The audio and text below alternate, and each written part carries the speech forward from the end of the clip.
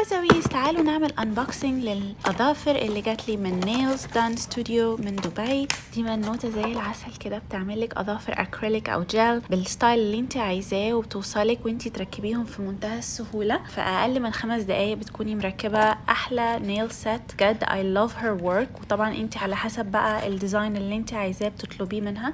أنا كنت حابة الديزاينز دي، زي ما انتوا عارفين ان أنا بعشق الحاجات اللي كلها كريستالز وكده. كل حكاية هي بتطلب منك مقاسات أظافر إيديكي، وبتطلب منك تقيسيهم لها بشكل معين، وبعدين هي بتبعتلك ال10 صوابع جاهزين على تركيبهم فقط. دلوقتي طريقة تجهيز أظافرك لتركيب البريس اون نيلز بيكون كالآتي: بتجيبي مبرد ناعم شوية، تبردي بيه الطبقة الفوقانية اللي فيها لمعة على أظافرك بشكل خفيف. ده بيخلي ان البريس اون نيلز يثبتوا الوقت أطول، لما انت تلزقيهم هيقعدوا وقت أطول لازقين في أظافرك. تاني خطوة هي ان انت بتشيلي الجلد أو الإكسترا كيوريكلز اللي موجودين على أظافرك. ده كمان لأن لما بتيجي تلزقي الضوافر فوق الجلد ده ممكن يقعوا بسهولة ويفكوا بسهولة، فعلشان كده شيلي أي حاجة ممكن تكون تأثر على مدة لزق الأظافر على إيديكي. بعد ما بتخلصي الكلام ده كله بتنضفي أظافرك بالكحول وايبس. ده طبعا علشان يشيل أي دهون موجودة على أظافرك، وينضف مثلا لو انت عورتي نفسك، أو يشيل التراب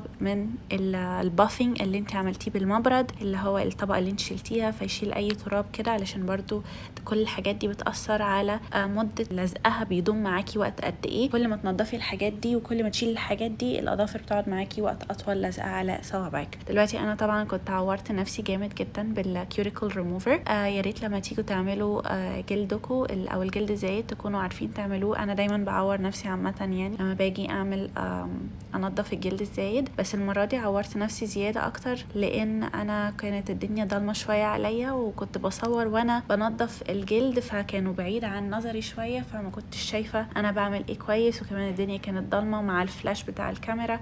فيعني عامه يعني whatever. فانا هسيب ايديا ترتاح لليوم التاني، وبعدين هبقى اركب لكم الاظافر في اليوم التاني في نفس الفيديو. ما تقلقوش، مش هعمل لكم بارت 1 وبارت 2. ده كله علشان استعملت الكيوريكل ريموفر اللي هي بعتها لي، بدل ما استعمل مقص الجلد اللي انا دايما بستعمله. فالمهم ان انا حطيت ويت تيشو بيبر على صوابعي. لما بيحصل كده دايما بحط كلينكس مبلول على صوابعي، بلفهم على المنطقه اللي صوابعي نازله منهم دم، علشان يرطبها، علشان يرتاحوا بشكل اسرع والدم ينشف بشكل افضل وما يكونش ناشف على ايديا. دلوقتي جه تاني يوم وانا كنت رايحه بقى على ايفنت سيفورا اللي انتوا شفتوه، بس انا بقى وقتها قبل الايفنت قعدت اركب الضوافر بالمنظر اللي انتوا شايفينه ده بشكل المعتاد. يعني كل حاجه ان انت بتحطي شويه جلو على الاظافر، وبعدين بتركبي الاظافر على اظافرك وتثبتيهم، وذاتس ات. انا استعملت الجلو بتاعي اللي هو بتاع غشي ده، انا جايبه من امريكا، من براند بتاع اظافر في امريكا، فما كنتش عايزه اجازف واستعمل الجلو بتاعها، مع ان هي بعتلي كذا جلو من عندها هي بتاع نيلز دان، بس انا كنتش عايزه اجازف لان انا ما اعرفش مدى قوه الجلو بتاعها، فقلت استعمل جلو انا ضمناه علشان ما يفكوش وانا في الايفنت. وزائد ان الجلو بتاعي ده اللي هو بتاع تغيشي بيقعد معايا بال3 اسابيع ثابت، ما فيش اي حاجه بتفك. كان في شويه اظافر شويه واسعين على صوابعي، لان انا صوابعي صغننه خالص، الاظافر بتاعتي صغننه جدا جدا، فكان في شويه اظافر هي بعتهم لي شويه كبار على صوابعي او على اظافري. فكل الحكايه ان انت بتجيبي المبرد وتبردي الحروف بتاعهم من فوق المكان اللي انت بتلزقي فيه الضوافر على ضوافرك. كل الحكايه ان انت بتبردي بس الحته اللي بتلزق على ضوافرك دي من الجناب، علشان تصغريها على حسب مقاس ضوافرك انت. وبكل سهوله ظبط الموضوع ولزقت الاظافر بالشكل الاتي زي ما انتم شايفين. كانوا شكلهم تحفه، مفيش حد ما وقفنيش يسالني على اظافري وكنت عاملاهم فين ومين عاملهم لي. كان كله بيستغرب ان دول ready press on nails، وان هم اصلا اكريليك، يعني كاني كنت قاعده في الكوافير متذنبه 4 ساعات قدام واحده بتعمل لي اكريليك وجل. بس كل الحكايه ان انا ريحت نفسي من الموضوع ده، وبقيت اختار الديزاين اللي انا عايزاه واطلبه منها تعمله لي في الوقت اللي هي تعمله لي، وتبعته لي على طول في خلال 24 ساعه. كانوا وصلوني الاظافر وركبتهم في 5 دقايق، وكان النتيجة هي كاني رحت عملت الأظافر أكريليك زي ما انتم شايفين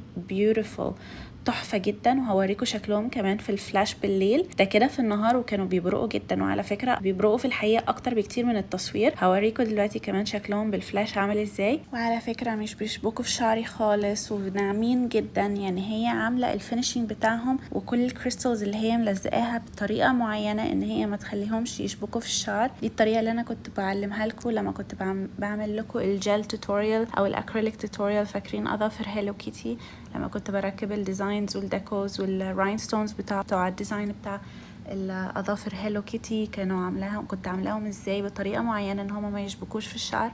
فهي عاملاها بنفس الطريقه ونفس التكنيك. وده كده شكلهم في الفلاش في الضلمه. ما اقدرش اقول لكم قد ايه هما they're so shiny، وشايني اكتر بكتير من التصوير لهم في الحقيقه. يعني بيبرقوا مليون مره اكتر من التصوير. anyway ده كان الفيديو بتاع الأظافر اللي أنا جايباهم من Nails Done Dubai. thank you so much Nails Done for these beautiful nails. خشوا اعملوا لها follow، ده الأكاونت بتاعها أنا كاتبه لكم هنا في المنشن وفي على الفيديو. give her some love and I will see you يا أحلى وزويز في الفيديو الجاي. باي.